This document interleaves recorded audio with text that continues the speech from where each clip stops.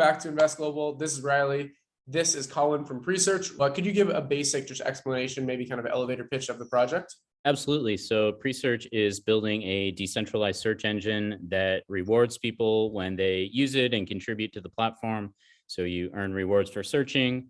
It uses decentralized infrastructure. So we have about 60,000 user nodes that we're preparing to switch to power the platform.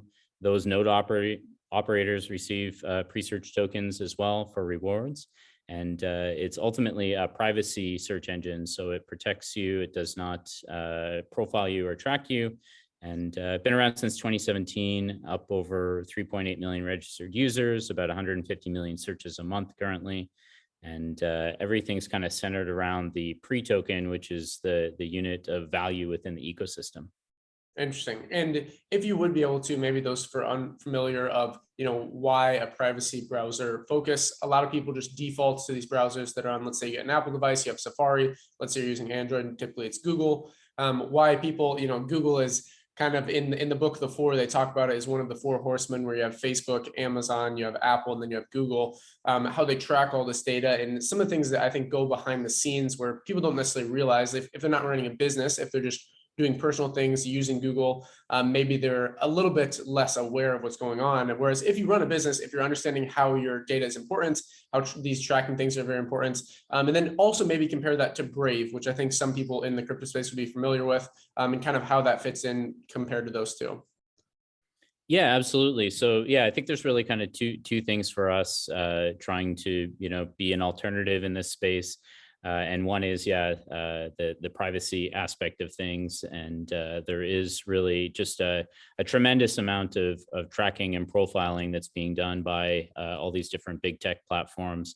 And, it's enabling them to really, monetize you kind of, at your expense as far as your data is being put into all these third-party platforms. It's out there in ways that can be exposed through hacks or other data leaks that could ultimately come back to bite you. If you think about identity theft and the fraud that can be done when somebody has access to your personal information, as well as things like phishing attacks. If somebody knows, different services that you're using or different logins that you might have, they are able to kind of, sometimes spoof those services and ultimately, trick you into some type of activity that could cost you money or could lead to further privacy breaches. So I think that's kind of the big thing. So with us, it's, having as little data as possible is really the approach that we've been taking, and not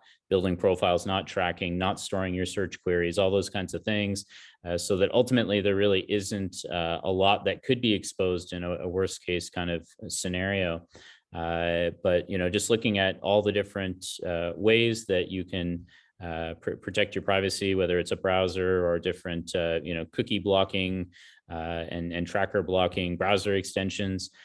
We've essentially just tried to give people a search experience that is aligned with that browsing experience. We do have mobile apps currently for Android and iOS devices. We're working on a desktop browser as well.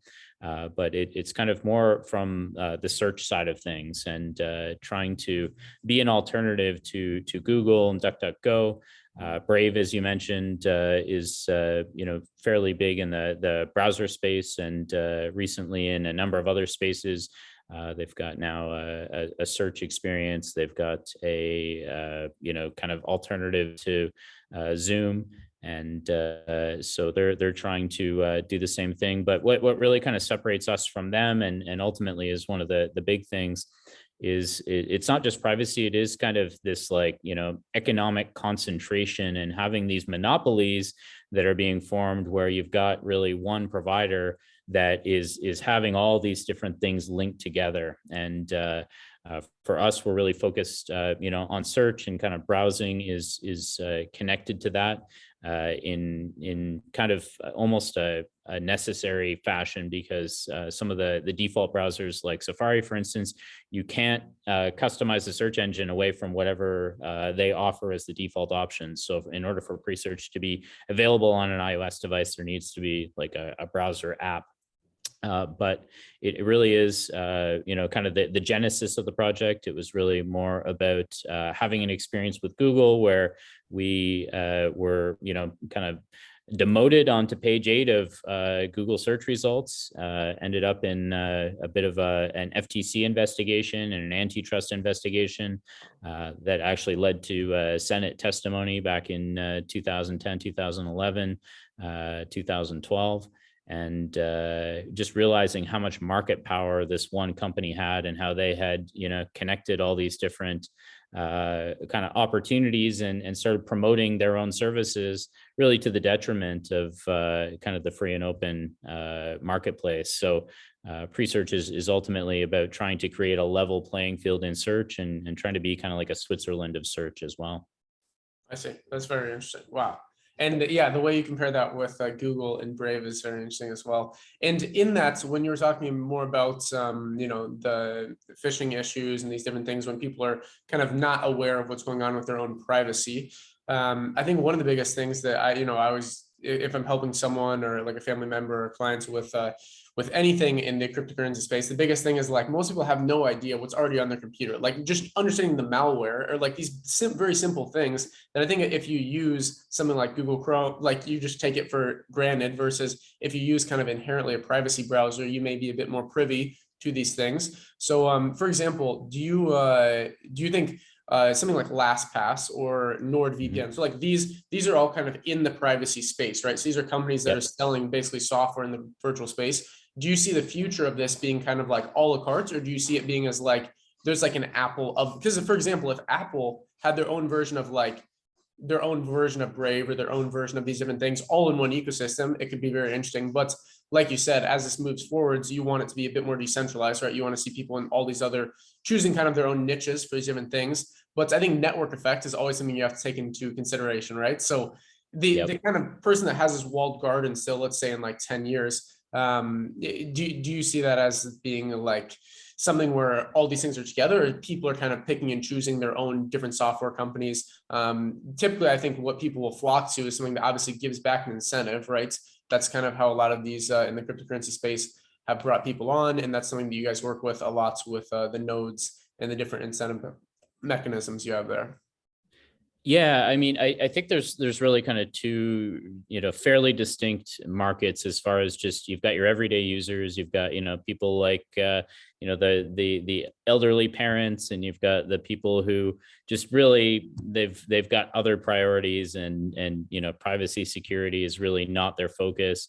Generally, I would say a lot of them are not in the crypto space, just because crypto uh, kind of inherently requires that level of interest, and you're kind of a bit of a sovereign, and a financial custodian of your assets, and it does take some protecting. There's lots of scammers out there, and there's just lots of opportunities for people to just lose keys, or accidentally uninstall an app, and then kind of lose access to their funds. And so we to start are largely targeting the demographic of people that do care and are interested in privacy. They are generally people who are more power users. They are looking not just for convenience. I think, there's definitely a case to be made for convenience, and it being kind of the overall largest market opportunity. And people will just go to, oh, hey, if Apple rolls out, a suite of everything, they'll end up using that. But there are others that they do like to be able to customize things. They like to be able to pick and choose, and they like to as well have that decentralized ecosystem, so that it's not like you're all in something that ultimately, if there is a breach, it's that much more severe, because you've got kind of all of your eggs in one basket.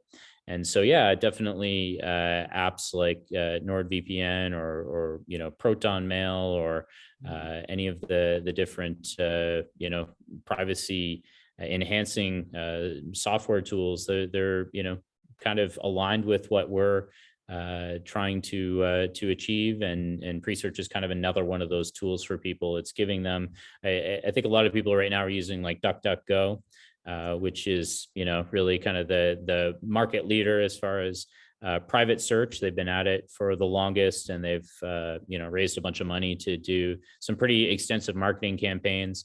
But ultimately, again, like it's such a huge space for one. I mean, the search opportunity it's really the biggest on the internet. When you look at from a revenue standpoint, Google's bringing in over 100 billion a year from these fairly simple text ads that have been not largely changed for the past 15 or so years.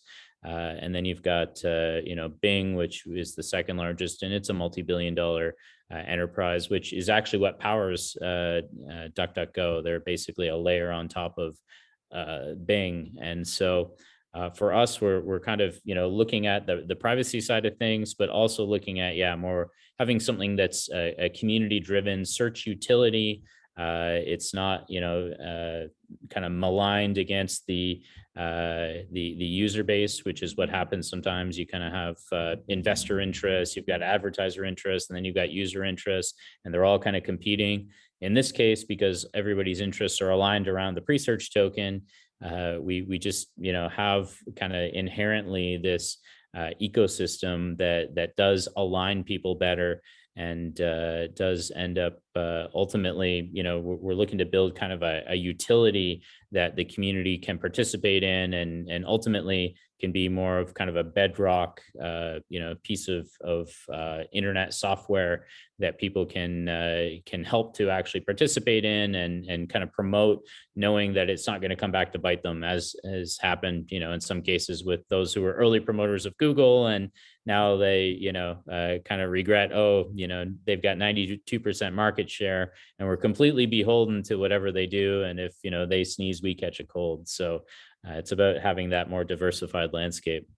Yeah, it's crazy. I mean, a lot of those companies, it's like it's interesting to me because I work with a lot with different investing in different countries, but these companies were like, they're way more as far as like the user base and the actual, like what they could do to kind of shift the way the world works, is like, they're way more powerful than countries. But how do you quantify that value, right? Is like, if for example, if Google wanted to have their own token to, if they moved to like a Web3 model somehow, I doubt they would do this, but they tried something out as an experiment. It would be interesting to kind of go up Oh yeah. to, because Brave, like we talked about before, they had like their basic attention token. They still, I Yep. think they've done very well with that. You guys have your own token, and able to like incentivize the network. But yeah, I think most people just, they default, right? So I think as Yep. people kind of grow more awareness in this, which I think as obviously as new technologies develop, like the internet's still a relatively new thing in the grand scheme of things. So as people kind of understand these things a bit more, then probably they'll move away from the defaults, right? They'll understand, when I get this device, maybe I should use a system that is incentivizing the users, not just profiting like one owner of this individual company. Yeah, and I mean that said, I mean, just from a pragmatic standpoint, we need to try to make it as easy as possible for people to use it and take advantage of any of those default opportunities. And something that we actually ended up kind of falling into, Google in the EU, they were forced by a lawsuit, basically, where they were forced to, instead of by default automatically having Google as the search engine for all the Android devices, they now have to have a search choice screen, which gives the consumer basically the opportunity, and they're forced to choose which search engine they want to use. And we ended up actually getting included in it in the EU. So we've seen a huge uptick in European users based on, now they are, choosing Presearch. It's an opportunity for them to participate in the blockchain and crypto ecosystem, and yes, be rewarded. And it's as easy essentially as Google. So they, have a list of a bunch of different options. They click Presearch, it automatically puts the Presearch app in as their default browser, and makes Presearch their default search engine. And really, for some of them, they just don't even really, notice necessarily that it's that different. At least from a startup standpoint, for us, it's now incumbent on us to ensure that the experience good. And that ultimately, we've got some work to do, but we think can be done through kind of open sourcing. And we've got something called community packages that enables anybody to build like knowledge panels that reside at the top of the search results. So we could end up, going way beyond sports scores and weather to things like localized packages, like, for instance, there could be like a Lima package that is curated by people who are really passionate about the local business ecosystem. Or if you were into some specific niche, you could have something that was very robust and kind of targeted to people with that interest. So that's ultimately how we think we could potentially one up Google. But in the meantime, it's trying to get as good as them, and as fast as them, and not at the same time bringing in any of the negatives or kind of the bad things that are part of that Google ecosystem, like the tracking and the profiling. That's such a tough challenge, right? And like you said, like here in Lima, Peru versus other places in the world, it's fascinating to kind of, again, the awareness people have around these technologies and why they're important. I think I can't remember the exact name of the cryptocurrency, but the decentralized Wi-Fi network. Do you remember what I'm talking Oh yeah, about? Helium, is it? Helium, exactly. Yes. Yep. So I find it, again, very interesting in these different industries where this kind of infrastructure play around the world. Like for me, I'm interested in Africa, I'm interested in South America, all these kind of different emerging markets. And you see these kind of, as these things get built, in some places, this is the first time it's getting built, and they're inherently going with kind of a Web3 model versus like in the US or Canada, places where like these things have been developed for a while. Now it's like people understand the problems with these technologies, start finding solutions, versus in other places, like it's the first time around they're getting built and they're building them in this like Web 3.0 way. And I also find it interesting where if you've traveled to China and you've been to these different places, then you really understand the necessity for something like this, like a privacy browser, because you can't take for granted these, you can't always use Google when you're in China, right? So like there's different ways the world works. And I think the more you travel, you see that. But I think it will kind of slowly start to creep into like the everyday person's life with the privacy browsers and understanding like really the data issue is massive, especially in a lot of these countries where there's no like even at all awareness of this. And then in other places, like I think in the US, some people are like hyper focused on it, so it's this weird divide we have now. But I think a product like yours, which is global, like it doesn't matter what market you're in, is quite interesting. Yeah. I mean, it's interesting, like looking at the user base of Presearch. I mean, it's largely US, and there's a handful of other countries that have significant usage, and some in kind of Central and South America are the ones with a higher concentration. But ultimately, the majority of searches are coming outside of the top five, and it's kind of really distributed across many different regions. And yeah, they all have different opportunities and different customs and different interests. And there has been definitely a leapfrogging effect that's been happening in the developed world and in the developing world. For instance, Nigeria is one of the most advanced kind of crypto hotbeds, as is Venezuela and Colombia, places that people might not think of as being super prosperous or really tech savvy, but out of necessity and out of kind of this leapfrogging, where they just went from like 0 to 60 instead of hitting 10 and 20 and 30 on the way up. They now have way greater kind of penetration opportunities because people have been accustomed to using cryptocurrency. They went straight into mobile devices and smartphones, and they kind of skipped a lot of the legacy stuff that can fragment a space and make it sometimes more challenging to tackle. You can come in with something knowing like, okay, we've got an audience and like 95% of usage is on mobile device instead of like 50 on desktop and 50 on mobile, which then you need like two totally different environments, two totally different go-to-market strategies. And yeah, we've seen huge uptake in some of those Central American countries, just based on even the relative value of the token to their lifestyle. I mean, in North America, what we pay as an incentive isn't really enough to change a user behavior in some cases. But in a place that, definitely doesn't earn as much, they feel like, oh yeah, this is awesome, and I'm going all in on it. And we've got one YouTuber from Venezuela who latched onto this early on and brought in like a ton of users, and through a referral program ended up with like a couple 100,000 Presearch tokens in incentives. And we've actually got a really strong user base of like legit people in Venezuela. They might not have huge earning power right now, but they've also got huge oil reserves, and they've got a beautiful, geography and a lot of natural resources. And at some point, a paradigm might flip, and all of a sudden, Venezuela it becomes a big prosperous country, and we've already got a foothold in there. So it's kind of like you're trying to balance all the time, the legacy side of things and the economic value of different areas with the growth potential and the potential that an area could have if the right political conditions generally came into play. And yeah, they continue on that kind of technology growth and adoption curve. So it's interesting. Definitely interesting. Yeah. Venezuela is one where even I've been interested in actually visiting. Like that's kind of on the list here for South America. Near the end is like Suriname, Guyana, French Guiana, and then potentially going into Venezuela. But what? Sometimes you're right. You're right. When a country's in a state like this, where it's kind of in a lockdown almost, like economically, right? So it's this Yeah. problem politically, where they're not getting a lot of foreign direct investments. You have kind of the friendly nations of the U.S., the friendly nations of Russia. Venezuela is more like with Iran, with Russia, in that situation. But yeah, it kind of gaining users in that space and being able to do that all over, just like Helium would do with the Wi-Fi.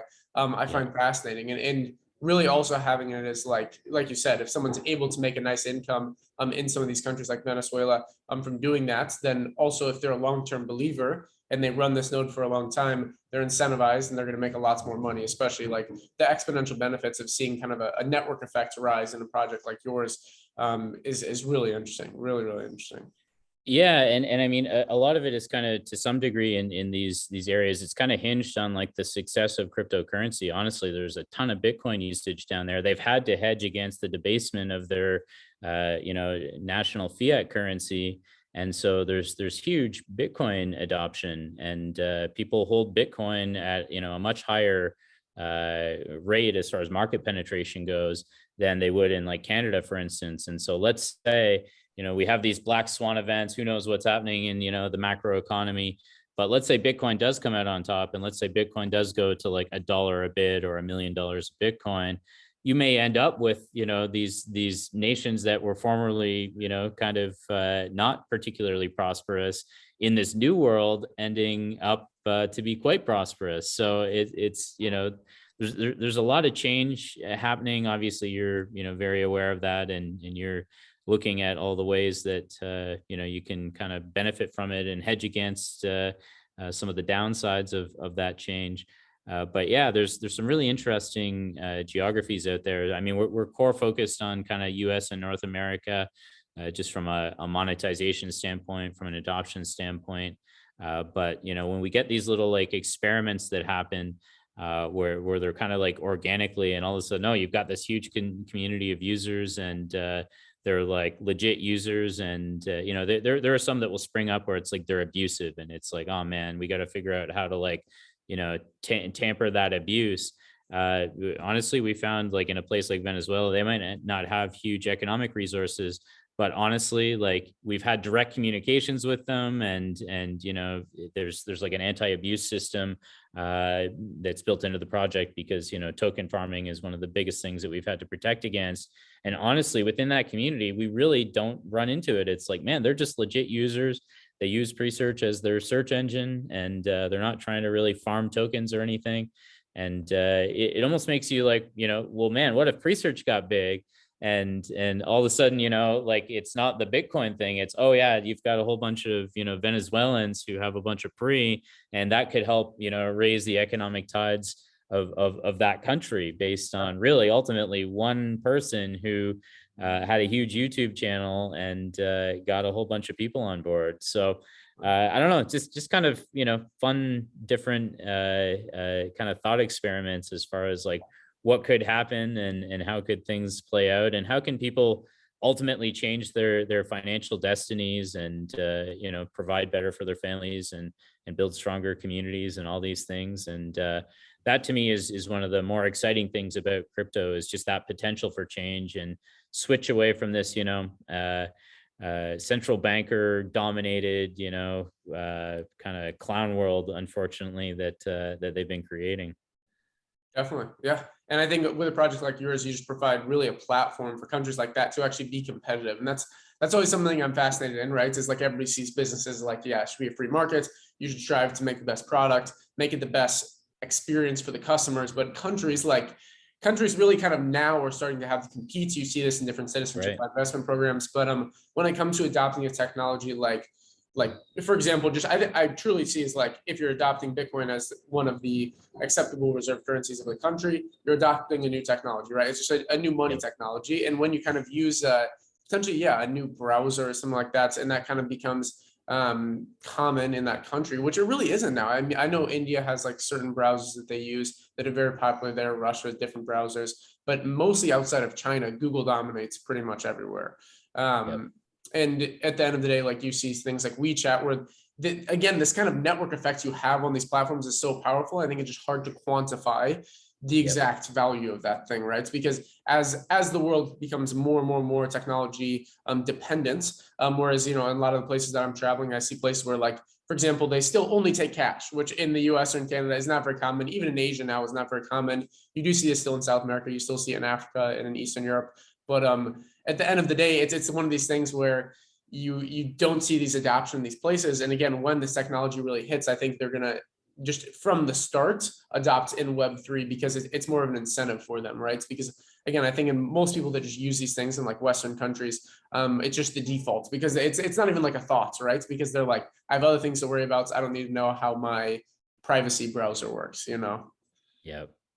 Yeah, totally. It's an opportunity to connect with people that just have different priorities ultimately, and they do see different opportunities. And there are, I think ultimately, just in this changing global landscape.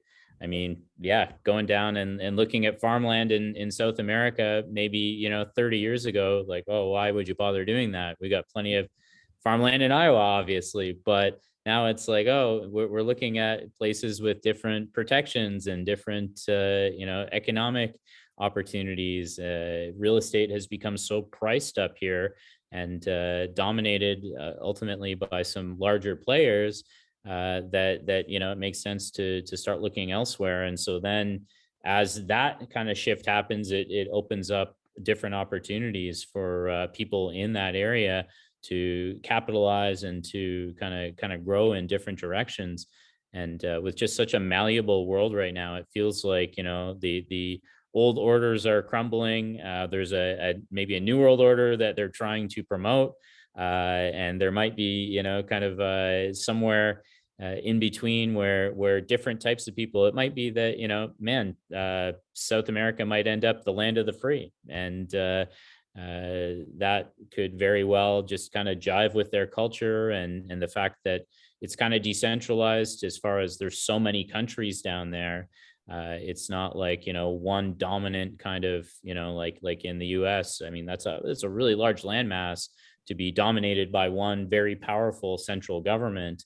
So it might end up being, whether it's the Caribbean, or whether it's somewhere in Africa, or somewhere in South America, that those who don't have those huge, deep, central banker kind of legacy ties, end up becoming places where people who really value freedom end up flocking to. And you could just have like a totally different order that ends up developing there. So it's an interesting time, definitely. Yeah, it's like self-terminating societies, right? Like the countries that are most overdeveloped, then it's like you start taking advantage of that. But then there's all these other places where it's like, if you had any idea how much they want to be in that place, it's like two completely different worlds.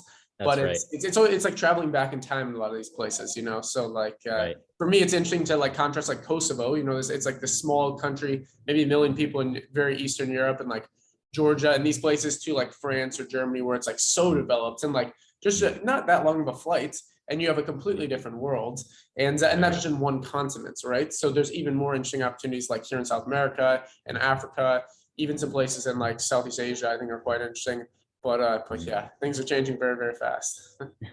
Totally. And, technology is enabling us to work remotely and do this kind of thing. I mean, we started off like a pretty good laugh, honestly, for this video. And it kind of hit me after. I'm like, oh, it's funny. I don't think I've ever had like a laugh attack with somebody over Zoom, in this way, somebody that I really didn't know before the call. And it's interesting that you're, down in Peru and I'm up here in Canada. And Yeah. yeah, you can have that kind of real connection through video, and it is, kind of a much flatter landscape as far as Definitely. Yeah. yeah, the ability to kind of connect still. So Crazy. Yeah, it really is. I mean, and the ability to then like organize something, yeah, like make connections, then organize something where you actually like see people. It is such a small world. It's so crazy. But yeah, and I think I kind of wanted to ask you one last thing about this whole kind of community driven browser. So like if you're able to white label Presearch, right? It's two different companies. I remember you talking about in this other interview, basically talking about someone like Gary Vee, right? Somebody who has a very, very large audience, who has their own database, their own kind of hive mind, as I like to think about it, where you have so much data all on like one individual person or one individual topic. It's the same thing in the sports world, right? So like, let's say one of these sports betting companies just created their own catalog on like the history of sports versus searching that on Google. There's different opinions. People have different edits. How kind of Presearch is able to white label that and offer it to different companies as kind of like a revenue model. yeah, I think it's honestly a really massive opportunity, and I think it fits in well with like decentralization and kind of having different defaults that are available, and basically, the community search engine would be something that we could provide to any of these different groups, whether it's influencers or local communities, or large organizations like universities, or big employers, or just kind of interest-based communities, and giving them basically a version of Presearch where they could customize the branding and the look and the feel, and then set kind of the default search providers and the way ultimately that the information is received when you're running a query that is conducive to the interests of and the values of that community, and enabling those people who are starting it basically to stake tokens, and it becomes kind of a demand creator for the token.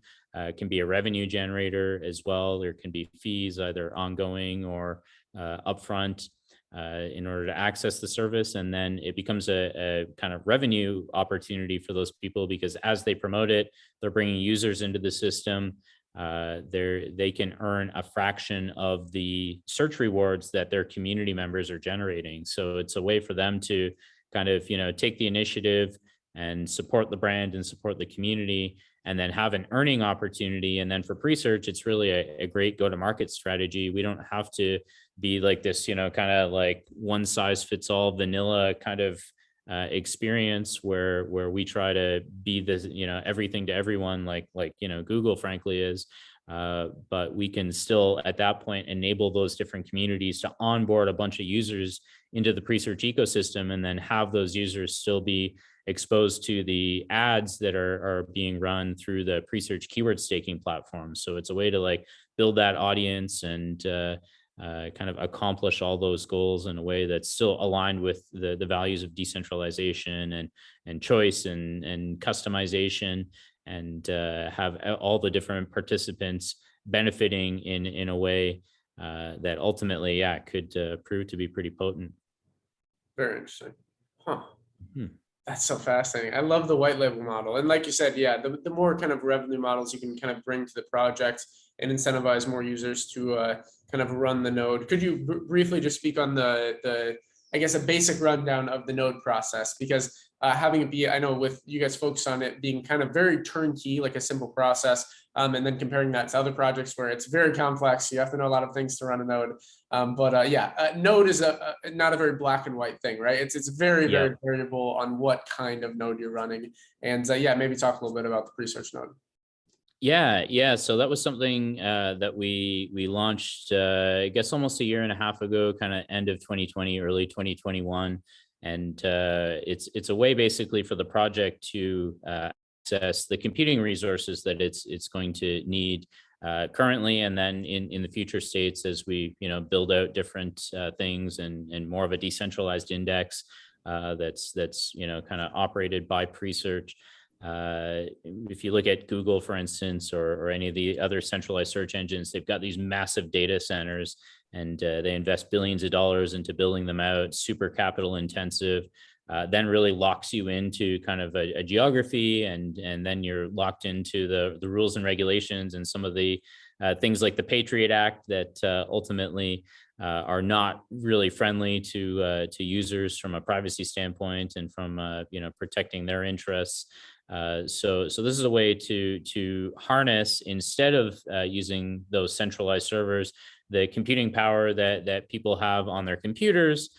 We've got a little mini device that we call a Preberry. It runs on the Raspberry Pi platform, which is like a $50 computer that actually has a fair bit of processing power and capability.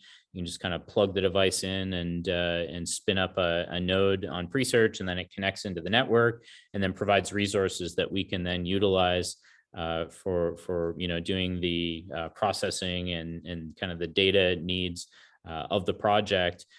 So it's a way to just decentralize that infrastructure instead of focusing all this investment into physical hardware, or really getting kind of baked in on an existing like cloud platform like AWS or Azure, any of these other ones. Distributing those rewards and kind of that spend for that infrastructure out to the community, and then ending up, I mean, right now we've got almost 65,000 nodes. If we were to buy 65,000 servers, I mean, that would be massive investment, and then the amount that you would require to manage that pool of hardware would be massive as well. In this case, it's happening like fully automated. Basically, people identify the opportunity, they install the software on their device, which we've tried to make super easy. It's getting easier all the time, and there are different providers that are sometimes like decentralized cloud hosting. Like there's a project called Flux, for instance, or another one called Threefold, that are building like kind of like 2-click setup, so you don't even need any knowledge really at all. It kind of just you install the Presearch app and you just click the button, and then it just asks you for your registration code, and then all the rest is done. Or for other people that are more technical, they can kind of dive in and they can go to like command line interface and really kind of be more involved in the actual management of the software and the device. But as they do that, they join the network and start earning rewards, and the system basically is set up to prioritize those servers that are providing the best response times and reliability. As part of what we're doing right now, we're launching what we call the main net on May 26th. So that's happening pretty soon. And in that case, rather than we've on our test net just had one like kind of connection point for all those nodes. So they've all been connecting into a node gateway that's in the US. Now we are decentralizing those gateways, and there's going to be, a gateway in every continent, and then ultimately multiple gateways in every continent, and provides, kind of a faster search experience for global users. But it's a way to have this all be managed automatically just by software, and take the available resources that the community contributes, and then reward the people who have the hardware software that is performing well and providing a good search experience for the users. So it's a pretty neat kind of take on things. It's kind of like way back in the day there was a thing called the SETI project from NASA, the Search for Extraterrestrial Intelligence, which enabled you to basically install this little NASA app, and then it would like do some processing and like scan the sky for different life forms and stuff like that. It's kind of like that, but with cryptocurrency bolted onto it, and set up instead to have like a search of the web. So it's a pretty cool take on it, I think. Yeah, that's a very interesting take on it. If you could basically break down why, with your company Presearch, this is much better than Google, and the main reason you think that maybe people don't understand exactly what's going on with Google, and really the most pressing things, right? Because I think we talked about it, places like Venezuela, the adoption comes out of necessity versus in places where you're comfortable, right? So like US, Yep. UK, Australia, Canada, maybe pre the last 2 years. Maybe now people aren't so comfortable, but where there's at least now kind of a warning light on of, hey, you might need to at least think about this a bit more. Maybe analyze what exactly Google's doing, what Facebook is doing, what Twitter's doing, all these different companies, and kind of the main reason that you think it's important. Yeah, so I think ultimately, yeah, the past few years, in particular, past couple of years, it's really made a lot of people kind of aware of the fact that there is kind of this like centralized control, really, of a lot of the different big tech platforms, and just more or less of an agenda. And because of where these different companies are located, and the laws that they are subject to, and the fact that they're participating really heavily in traditional finance markets, and they end up kind of being driven by wherever those markets, and kind of the hidden hand of the market, wherever that is like driving things.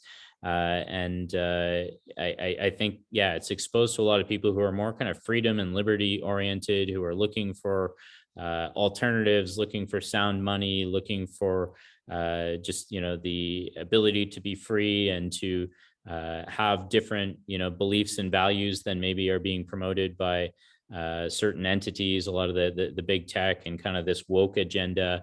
This is a way to build kind of a bit of an alternative parallel system that people can utilize, and start to give their energy and their power into it. And I think that's ultimately, to some degree, what's driving at least like some of the ethos of like the crypto founding kind of community. Maybe not other people that are just piling in and, hey, I just want dollar based profit, whatever.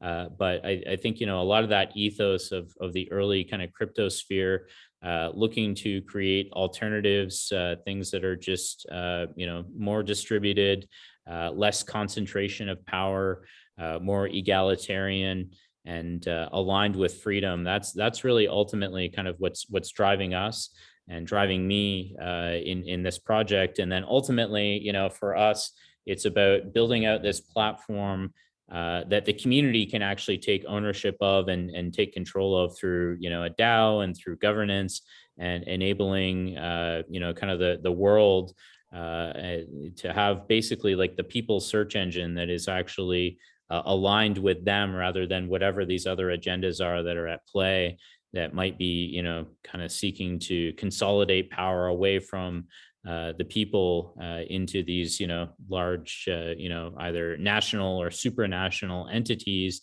that have kind of unlimited reach. They've got through big tech these really deep and long tentacles that can really touch people's lives in ways that they might ultimately not really agree with or want.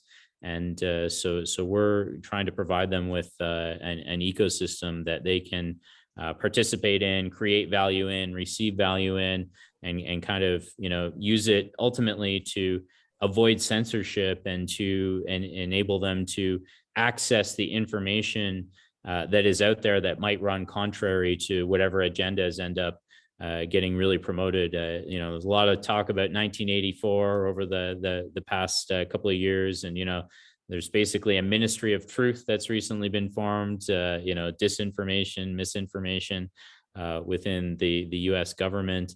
That kind of stuff scares people who've been through, like, if you talk to people, I mean, where you were and why, like when COVID hit, like kind of the Baltics, and former Russian Soviet Socialist Republic states, they've been through this kind of before, where all of a sudden, like there was like a takeover basically, and they were forced into this actual like alternative, almost like a whole gaslighting kind of experience. And they now know what that's like, and that's why those groups are so resistant to like COVID, and where they were seeing like wow, there's like this huge media agenda and there's all this spin and there's all this fear, and they're trying to kind of, create an agenda of some ultimately, who knows why. But in this case, it's we have people all over the place that are kind of waking up to this. Hey, you know what? There's a lot of fear in the media. The media is promoting an agenda. There are different viewpoints that have been silenced, and we need to ensure that we can preserve access to information, and that this kind of ministry of truth doesn't come into the Google ecosystem, and all of a sudden, you can't find Joe Rogan anymore. You can't find, information on farming anymore. You can't find information that is really kind of oriented to like personal sovereignty and personal freedom anymore. And so, that's kind of like, I would say, the core demographic of people that are kind of from the West using Presearch. They're trying to like fight against that and fight for kind of a different future. Presearch is one of their tools, and for others, they might just pick it up because of the economic benefits of earning crypto. And so you're kind of like trying to like meld all those different things together to ultimately create just this ecosystem that can stand on its own and resist that censorship and provide different choice and alternatives to people.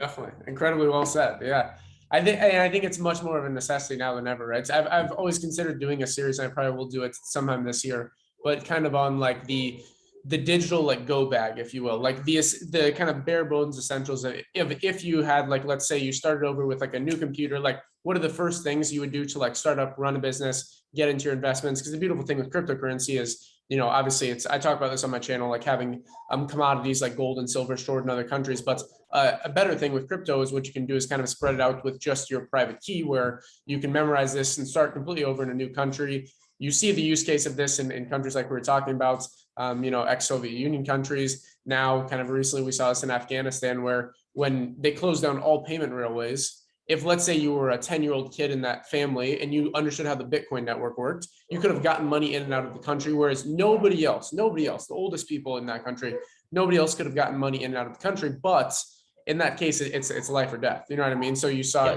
like people crowding at this airport, everybody needing to go out of the country. But then in countries like Australia, Canada, the US, where we kind of take it for granted, our freedom of movement. So it's very interesting. And being able to do that with money, but then also with like, okay, if you're starting over, like what's the best browser to use, right? Like what do you go to? The VPNs are also interesting in that categories. And then also another thing that I don't think I've seen many crypto companies do this, but like a decentralized version of like a phone number network, for example, because Google offers like Google Fi, and I even use that personally, like for traveling. And I wish I do not want to pay Google for any of these things. Like I would much rather pay something else where like I could run a node on the network and like have a decentralized like phone number. But the challenge there is, with different phone companies, you have to be kind of technically centralized, right? It's because you have to deal with different phone networks around the world. But it's also similar in the browser space, right? So, I mean, to be an internet connection, it's just kind of this dilemma that we have now. But I think in 10 years, the landscape will be so much different, where you have more options to kind of choose your own, and then having different networks of people maybe outside of individual governments. Because that's one weird thing with the phone network, even with VPNs, right? It's like, why, based on your geographical location, are things different, right? It's just the legal framework in the countries. Yep. Something that I recently discovered, it's above phone. I think it's abovephone.com. But they've got like a de-Googled, Android based phone. Everything's open source, but everything is kind of like all, configured out of the box. You don't have to like install everything all yourself. And they've got a suite where you can get like an email, and you can actually get a phone that works with the legacy phone system. And it's, I think, maybe $100 a year to access all this stuff, and you can pay it in Bitcoin.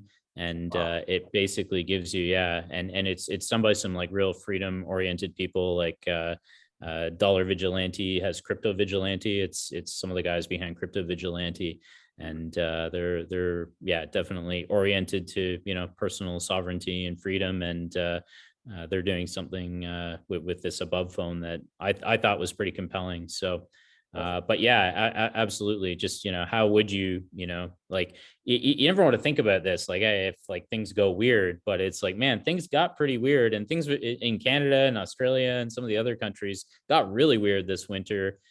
Seizing bank accounts with like no due process, just if you participated in what they have now said, oh yeah, by the way, it was a fully legal protest. Oh yeah, by the way, Which is those like no people, news, right? Like they yeah, barely covered no that at news. all. Yeah, Yeah, it's it, like, it, it, you and know, they like, enacted that, the, what was it, like the Emergency Act, right? yeah, Where the like, Emergency where they're Act. basically like, we will seize your assets if your Yes, address is even related to this. And it's like, that's some insane stuff. I mean, it was freaky, man, honestly. And then like you're on the ground and you're like, wow, this is like the most peaceful, demonstration that you could think of. And literally, like, the Ottawa police have been like directing everything, and all of a sudden they just like started spinning it, and then taking all these liberties literally. And it's just like, okay, well, you can see how it could happen, and yeah, hedging against that, probably a good idea, especially in countries where things are very centralized from like a national standpoint. So yeah, I don't know, love what you're doing, man, and I think it's super important. And yeah, all this stuff kind of ties together. So yeah, yeah, it definitely appreciate. fits in well, right? So yeah, just because I think that's the thing that I always look at in different countries is just, what are the different legal systems? What are the different models? How does the investment network work there? But I think certain things that now it doesn't matter what country you're in, it's just a tool that everyone is going to use, right? Your access to information, like it Yep. used to be, like just last year, it's like in Egypt and Alexandria, the Library of Alexandria used to be this kind of Right. amazing thing. And it's now most people that are homeless, like they do have some sort of access, even in like these third world countries, to the internet, right? So Yep. as long as you can have that, you can learn, and from there you can really start over from anywhere, right? So it doesn't That's matter as right. long as you have internet access, you have YouTube, and with YouTube you can learn anything. So at the end of the Yep. day, like at the end of the day, I think the problem is when you have someone controlling the Library of Alexandria, right? So when you Yes. have countries like China and basically places where they're shifting more and more towards this, where we want to control your access to information, where I think that's the most important thing you have, right? That's kind of the tools you have, especially as a sovereign individual. It's so important that you understand how your information is coming to you, because if it's being filtered by someone, then you have a bit of a problem, right? Yep. So that's why I really see the use case for Presearch, and I think we should definitely continue the conversation and do this again. I think it'd be interesting. Yeah. Yeah, that'd be great. Yeah, definitely. And yeah, love what you're doing. Gonna be following your channel more closely now that I kind of have a better understanding of what you're up to. And yeah, love what you're doing, man. It's super important. Definitely, definitely. And have you made it here down here in South America at all? Like, have you traveled outside of Canada or US? I haven't been to South America yet, but definitely it's on my list. And yeah, we've got a lot of support down there, a lot of Amazing. friends Yeah, down the there. adoption in Venezuela, I love that so much. And it's Yeah. yeah, it's fascinating to see when it is out of struggle, like where people adopt from. Because then it's like you truly see it's not someone just trying to like game the system or like make Yeah, quick passive income and then get rid of it. It's like, no, they're looking for an option. You're providing a product for that. You know what I mean? Like that's you're right. filling a gap in the marketplace. I think that's really fascinating. Yep, yep. And yeah, I mean, in our Telegram channel, our two main admins are from Central America, like Ecuador, and it's interesting just how hard of workers they are, and how similar ultimately some of these different areas are to North America as far as their dreams and ideals and values. And yeah, it's often just like these political situations that they end up in where they don't have the same opportunities, unfortunately, and they're trying to like make their own opportunities. And like they are hustlers. They are really working very hard to try to better their lot in life. And yeah, I mean, I think you gotta really respect that and want to, support that and kind of value those people, because in some cases, I mean, yeah, it gets a little bit lost and people get soft and they get comfortable in places where things have been so good for so long. And Sometimes when things get weird, it's like you want to be aligned with the people that are like fighters, and they're there to struggle alongside you, and they're trying to kind of bring about a better future. So yeah, I think there's just some awesome stuff that's happening down there. Definitely looking forward to traveling down there. Yeah. And yeah, I think the developments in emerging markets for crypto technology is incredible. I love it. I love seeing it. Yeah. But anyways, yeah, thank you very much for Yeah. being on the channel. Just lastly, is there anything, any direct links they could kind of find more about Presearch? Yeah, you can check the search engine out, presearch.com. We'll be kind of formally flipping over to that domain. We're running on presearch.org right now, and it's just forwarding, but presearch.com is going to be the main domain in the next 3 or 4 days. And you can check us out on Telegram, t.me/presearch. Discord is discord.presearch.com. And then on Twitter is kind of the other big channel, at Presearch News. Okay, perfect. Well, thank you very much for being on the channel. Yeah, awesome. Thanks, Riley. Take care, man.